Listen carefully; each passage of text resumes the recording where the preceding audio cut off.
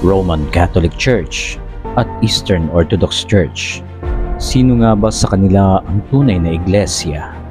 At sino sa kanila ang tunay na may hawak ng susi ng kalangitan? Ang Papa ba ng Roman Catholic ang siyang successor ng apostol na si Pedro? O ang Patriarka ng Eastern Orthodox Church ang lehitimong tagapagtaguyod ng susing inahabili ni Jesus kay Apostol Pedro? Halina't tuklasin ang mga kasagutan sa mga katanungan, palawakin ang isipan at matuto sa kasaysayan, pairalin ang karunungan at gamitin ang wasto ang kaalaman para masumpungan mo ang katotohanan.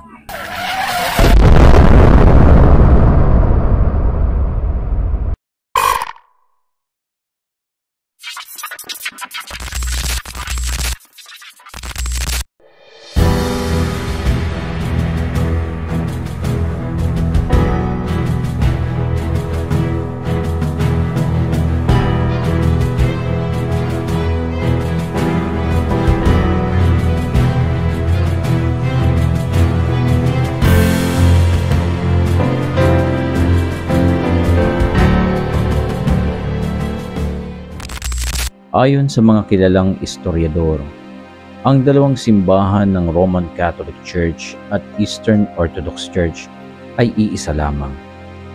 Hanggang noong ika-11 siglo ay nagkaroon ng malaking pagbabago sa kanilang dalawa, nang magkahiwalay ang dalawa sa tinatawag na East and West Schism noong 1054 AD. Ngunit bago pa man ang paghihiwalay, ay tinuturing itong iisang simbahan lamang ng mga Kristiyano. Pareho silang nagmamay-ari ng mga apostolikong pinagmulan, kung saan inililinya ng simbahang Orthodox ang kanilang mga pinagmulan sa maagang mga komunidad ng Kristiyano sa silangang imperyo ng Roma. Kabilang na nga rito ang tatlong pangunahing patriarka ng relihiyon na matatagpuan sa Constantinople, sa Antioch at sa Jerusalem. Ngunit inaangkin din ng simbahang Katoliko ang kanilang pinagmulan mula sa suksesyon kay Apostol Pedro. Kaya sa mga aspeto ng kanilang kasaysayan, sila ay may iisang maagang kasaysayan. Ngunit nagkakaiba sila sa teolohiya, liturhiya, mga tradisyon at pamamahala. At noon ngang ika-11 siglo, tuluyan na nga itong nahiwalay sa isa't isa. Ang taong 1054 AD ay may malalim na kahalagahan sa kasaysayan ng sinaunang Kristyanismo dahil ito ang panahon ng dakilang paghihiwalay o mas kilala bilang East and West Schism na nagdulot ng paghiwalay sa kanlurang simbahan o simbahang Romano-Katoliko at silangang simbahang Ortodokso ng silangan. Ang pangunahing sanhi ng paghihiwalay ay mga theological na pagkakaiba, alitan ukol sa otoridad o kung sino ang dapat na mamahala, at mga pagkakaiba sa kultura at politika. Isa sa mga pangunahing pangyayari na sumimbolo sa paghihiwalay ay ang magkasunod na excommunication ng Papa sa Roma at ng Patriarka ng Constantinople noong 1054 AD. Ito ay may malalim na epekto sa pagunlad ng Kristyanismo na nagresulta sa dalawang pangunahing sangay ng Kristyanismo na mayroon tayo ngayon. Pinutol nila Pope Leo IX at Patriarch Michael I Cerularius ang kanilang ugnayan. Karamihan ay dulot ng mga alitang teolohikal at pangsimbahang issue, pati na rin ang mga usaping may kinalaman sa autoridad o pamamahala at jurisdiksyon. Ang mga pangunahing issue ay kinabibilangan ng: una, ang Filioque Controversy. Isa itong teolohikal na alitan ukol sa formulasyon ng Nicene Creed. Nagdagdag ang kanlurang simbahan o ang Roman Catholic Church ng pahayag na Filioque na nangangahulugang at ng anak sa Creed, na nagsasaad na ang banal na espiritu ay nanggagaling mula sa Ama at sa Anak. Tinanggihan ito ng simbahang silangan o ng Orthodox Church kabilang na si Patriarch Cerularius, at naniniwala sila na ang banal na espiritu ay nanggagaling lamang mula sa Ama. Ito ay naging simbolo ng teolohikal na pagkakaiba ng dalawa.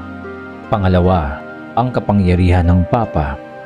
Pinaniniwalaan na ang Papa sa Roma na may pangkalahatang jurisdiksyon sa buong simbahang Kristiyano. Samantalang ang silangang simbahan ay may mas pampuok na pananaw hinggil sa awtoridad. Ipinupuna ng silangang simbahan ang kanilang pagtingin sa malabis na interbensyon ng mga Romano sa kanilang mga usaping pangsimbahan. Pangatlo, may iba't ibang mga ritual at kultural na pagkakaiba sa pagitan ng kanluran at ng silangang simbahan na nagdagdag din sa mga hidwaan. Ikaapat, politikal at kultural na mga kadahilanan. May mga politikal at kultural na mga aspeto, kabilang ang alitan sa pagitan ng Byzantine o ng silangang Romanong Imperyo at ng Holy Roman Empire na naglaro ng papel sa mga alitang ito. Ang mga alitan patungkol sa teolohikal, pangsimbahan at politikal ay nauwi sa pagsususpinde ng ugnayan ng dalawa noong 1054 AD na nagsimula sa East and West Schism o pagkakabasag ng ugnayan ng dalawang simbahan, ang simbahang Katoliko Romano at ang simbahang Ortodokso.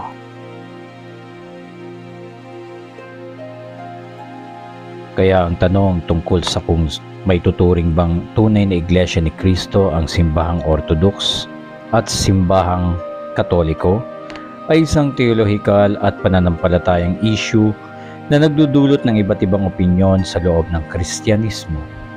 Ang sagot sa tanong na ito ay depende sa pananaw ng individual o denominasyon.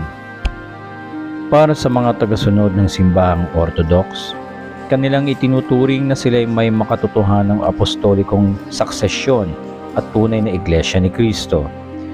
Sila ay naniniwala na kanilang pinanatili ang orihinal na mga aral at tradisyon ng mga unang Kristiyano. Sa kabilang banda naman, para sa mga Katoliko, kanilang itinuturing rin na sila'y tunay na Iglesia ni Cristo. Ang simbahang Katoliko ay nag-aanggi ng apostolikong suksesyon at nagtuturo na ang kanilang leader, ang Santo Papa, ay tagapamahala ng Iglesia ni Cristo sa lupa.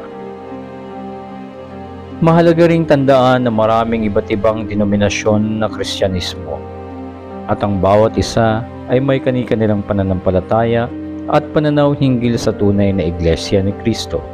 Ang mga pag-aalinlangan at dibisyon sa Kristyanismo ay nagmula sa mga teolohikal at pagkakaiba sa kasaysayan ng mga simbahang ito.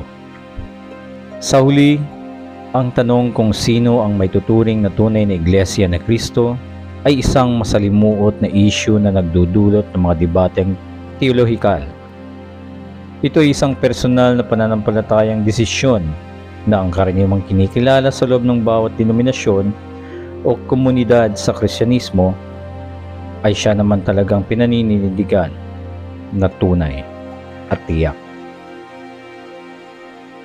Ngunit kung gagamitin ng isa ang kanyang karunungan at bubuksan ang kanyang puso para sa katotohanan, ay makikita niyang maliwanag na may isang kawad sa malayong silanganan ang unti-unti nang lumalago at nagpapakilala ng tunay at dalisay na aral ng Diyos sa pamamagitan ng dalisay na ebanghelyo ng Panginoong Hesukristo. Isang kawan na naghahatid ng tunay na pananampalataya na matagal nang hinulaan magmula pa sa mga propeta hanggang sa Panginoong Hesukristo. Subukan ninyong suriin at doon niyo siya masusumpungan.